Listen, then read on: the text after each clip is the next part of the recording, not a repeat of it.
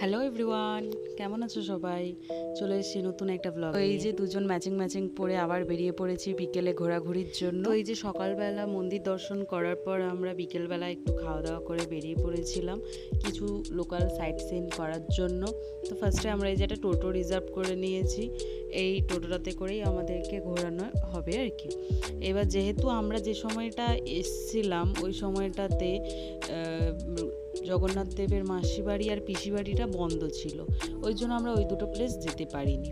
ওই জন্য আমরা ওই দুটো প্লেস বাদ দিয়ে গুপ্ত বৃন্দাবন, 108টা শিবলিঙ্গ, ওই সমস্ত প্লেসগুলো কিছু প্লেসগুলো দেখেছি। এবার যেহেতু আমাদের তো বেশি সময়ও ছিল না, কারণ আমাদের সকালবেলা পুজো দিয়ে আসতে আসতেই প্রায় 2-2:30 বেজে গেছিলো, আর লাঞ্চ করে বেরোতে তো 4:30-5টা মতো বেজেই গেছিলো। তো যেহেতু প্রায় সমস্ত মন্দিরগুলোতেই প্রায় 6টা-7টার মধ্যে ক্লোজ টাইম, তো ওই জন্য আমরা ফার্স্টে চলে এসেছিলাম এই যে গুপ্ত বৃন্দাবনে। মানে এখানে তো অসাধারণই সাজিয়েছে বলতে গেলে, চারিদিকেই কৃষ্ণর ছোটোবেলা থেকে বড়োবেলা পর্যন্ত যে কোনো লীলা বলতে গেলে সমস্ত কিছুটাই এখানে ভালোভাবে খুব বর্ণনা করেছে। তারপর এই যে আমরা চলে এসেছিলাম এখানে 108টা শিবলিঙ্গ আছে, খুবই সুন্দর জায়গাটা, এবং দুটো প্লেসই খুবই অসাধারণ বলতে গেলে। খুবই নিরিবিলিতে, অনেকটা ফাঁকাতেই দুটো প্লেস পড়ছে মন্দির থেকে, প্রায় বেশি না 15-20 মিনিটের ডিস্টেন্সে হবে।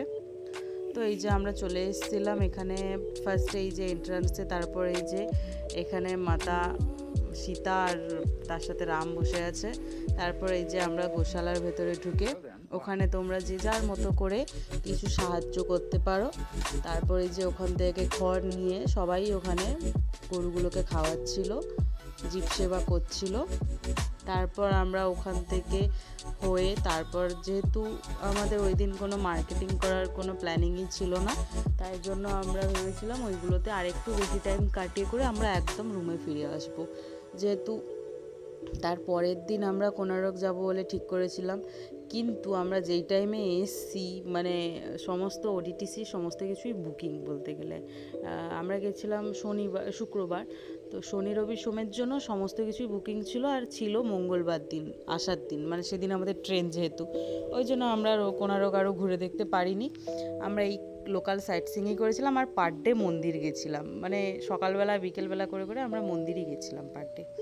তো যেহেতু আজকে সন্ধ্যাবেলা আমাদের পান্ডাজি বলেছিলেন যে আমাদের জন্য কিছু অন্নপ্রসাদের ব্যবস্থা করে দেবেন, উনি দিয়ে যাবেন, তো ওই জন্য উনি এসে আমাদের জন্য যথারীতি দিয়েও গেছেন হোটেলে এসে, যেহেতু আমরা ছিলাম না হোটেলে ওই সময়টাতে। তো উনি দায়িত্ব সহকারে এসে নিজে থেকে এসে 3-4 রকমের ভোগ এসে দিয়ে গেছিলেন। এই যে আমরা রাত্রের বেলা এসে সেই মহাপ্রসাদই আমরা গ্রহণ করার জন্য মাটিতে দুজন বসে পড়েছিলাম।